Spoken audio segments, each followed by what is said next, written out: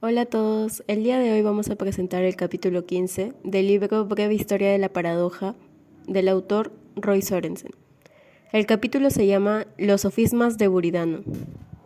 A continuación voy a presentar a los integrantes del grupo 2, Silvia Patricia Soria López, Luis Fernando Burneo Seminario y Ángel Ariana Fabián Reyes. El contenido trata primero sobre la introducción, el desarrollo del tema y al finalizar las conclusiones. La introducción. Juan Buridano se concentró en la semántica, la óptica y la mecánica. Su atención secular a los detalles lo llevó a una comprensión de las paradojas de autorreferencia, solamente igualada en el siglo XX. Estudió en la Universidad de París, la más prestigiosa de Europa en ese momento. Fue contratado luego como profesor y progresó en el cursus honorum universitario. Buridano no obtuvo el título habitual de maestro de artes y por ello no estaba autorizado a enseñar teología. Era un clérigo secular, un religioso que no había ingresado a ninguna orden. Por ello su obra no fue divulgada de la misma manera que los dominicos perpetuaron a Tomás de Aquino y los franciscanos promovieron a Duns Scott. La fama y la influencia de Buridano se deben a la investigación y a los cargos administrativos. Fue rector de la Universidad de París en 1328 y de nuevo en 1340. En 1345 lo eligieron para defender los intereses de la Universidad de París ante Felipe de Valois en Roma. El sistema educativo. Uno de los efectos secundarios del sistema educativo medieval fue que los sofismas se convirtieran en herramientas pedagógicas habituales.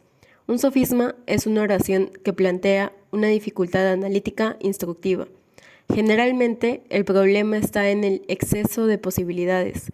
Hay un argumento a favor de la verdad de la proposición y un argumento en contra de ella. El 11º sofisma de los sofismata de Alberto de Sajonia es: a todos los hombres son asnos, o son hombres y son asnos los asnos. El argumento a favor de la verdad de A es este: una conjunción es una oración con y por lo tanto es verdadera cuando todos los elementos que une son verdaderos. Todos los hombres son asnos o son hombres. Esta sería verdadera. Y son asnos los asnos, también sería verdadera. Luego, A es una conjunción verdadera. Y este también sería el argumento a favor de la falsedad de A. Una disyunción es una oración con O y por lo tanto es falsa cuando todos los elementos que une son falsos. Todos los hombres son asnos, es falsa. Y son hombres y son asnos los asnos, también es falsa. Luego A es una disyunción falsa. El dilema es que A resulta a la vez verdadera y falsa. Así se completaba la exposición del sofisma por parte de Alberto. Ahora viene la solución de Alberto. La oración A es ambigua.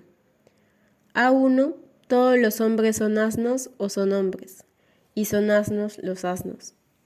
A2, todos los hombres son asnos o son hombres y son asnos los asnos. El sofisma incita a los alumnos a distinguir entre la conectiva principal de la oración o de una oración y las secundarias. Si Y es la conectiva principal, A significa A1. Si O es la conectiva principal, A significa A2. Errores forzados en el juego del debate. El origen de la recuperación de los insolubles en los debates de nivel inicial. La cuestión disputada escolástica es una descendiente estructural del juego de debate que se propone codificar. Aristóteles afirma este objetivo al comienzo de los tópicos. El propósito de este estudio es encontrar un método a partir del cual podamos razonar sobre todo problemas que se nos proponga, a partir de cosas plausibles y gracias al cual, si nosotros mismos sostenemos un enunciado, no digamos nada que le sea contrario. Los temas indicados por Aristóteles son semejantes a los que aún se discuten en los concursos de debate de institutos y universidades. Pero mientras que en los debates modernos los antagonistas se juzgan principalmente según criterios retóricos, la medida para los rivales aristotélicos era la consistencia lógica, dado que el objetivo del debate es buscar contradicciones. Aristóteles le da una forma adecuada para localizar y probar fácilmente los conflictos internos. Acerca de la respuesta, hay que precisar cuál es la tarea del que responde bien, así como del que pregunta bien.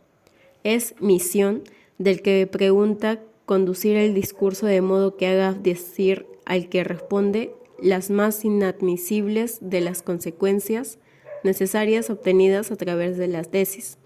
Es misión del que responde, en cambio, hacer que lo imposible o lo paradójico no parezca desprenderse de su mediación, sino a través de la tesis. Pues sin duda son distintos del error de exponer primero lo que no se sabe y el de no defender del modo debido lo ya expuesto. Aristóteles imagina un intercambio cooperativo entre individuos cultos y maduros. El objetivo de la discusión es crear una pauta que sirva para el análisis posterior al juego. Las cuestaciones disputata medievales eran una adaptación para un público bullicioso e ingenuo. El formato no presupone ningún conocimiento.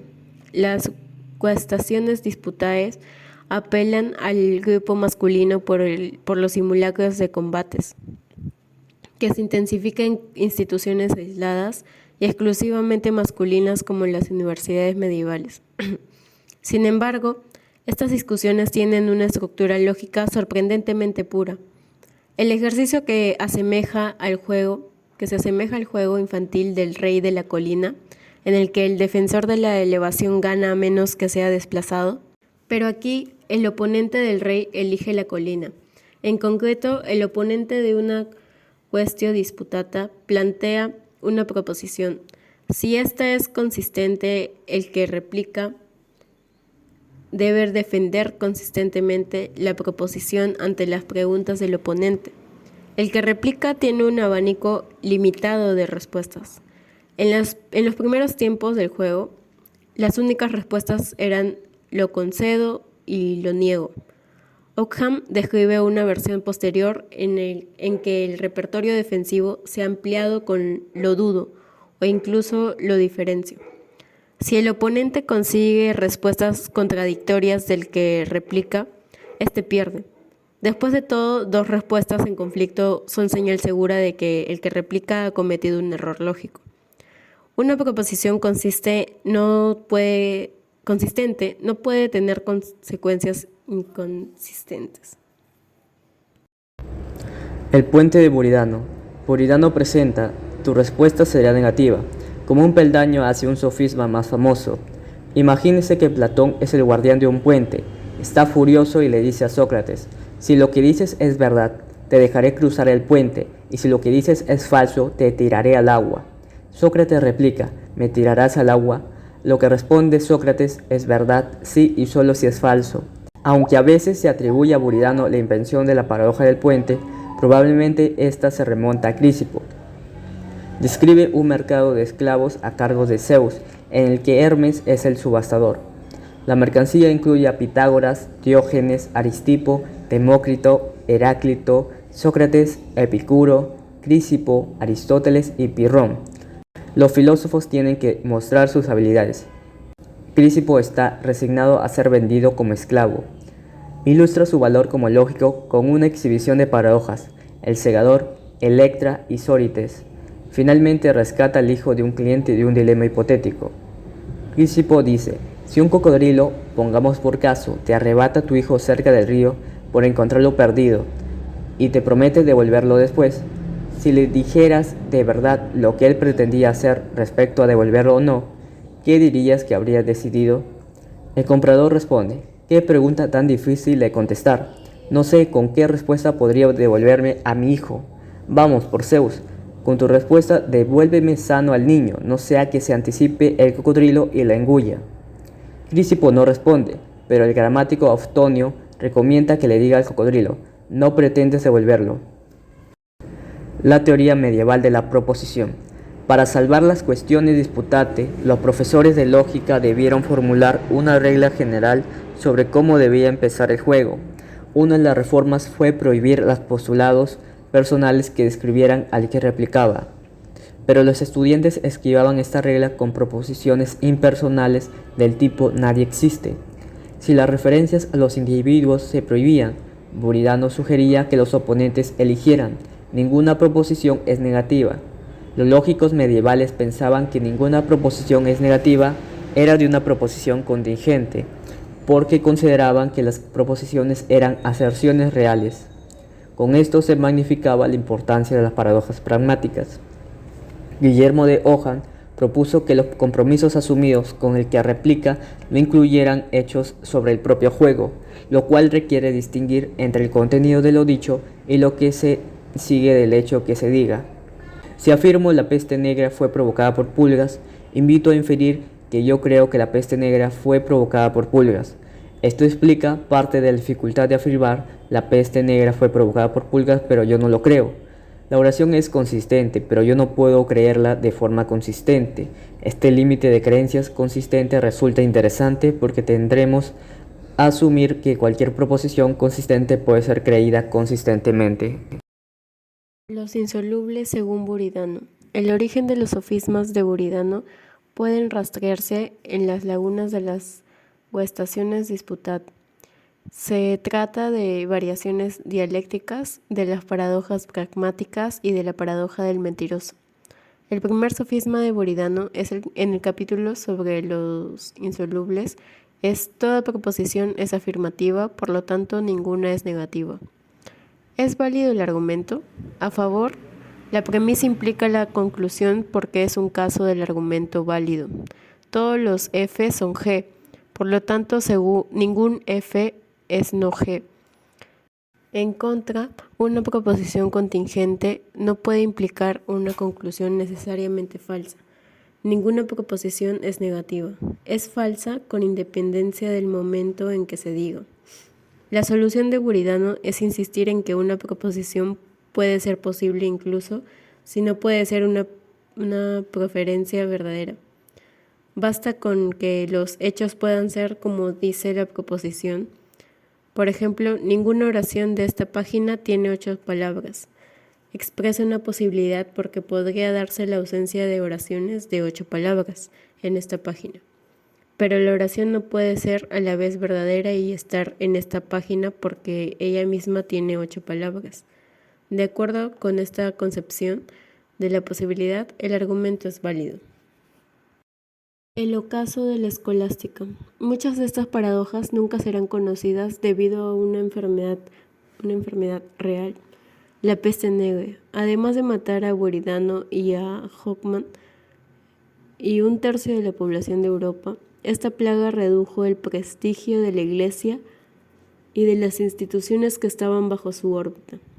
Las aportaciones a la paradoja del mentiroso estaban presentadas en una terminología y formato esotéricos, que recibieron una condena indiscriminada por parte de los supervivientes descontentos con la autoridad eclesiástica.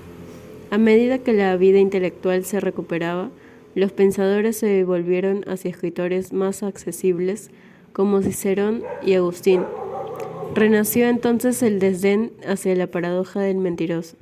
La Iglesia, obviamente, todavía era una institución importante. La filosofía escolástica persistió durante varios siglos. Sin embargo, la superestructura intelectual del cristianismo fue progresivamente marginada por los humanistas. El futuro pertenecía a los escépticos y satíricos como Erasmo y Montaigne. Estos hombres eran fideístas que negaban que los razonamientos complicados pudieran mejorar la simple fe. Satirizaban los esfuerzos escolásticos por extraer una moral positiva de las paradojas filosóficas.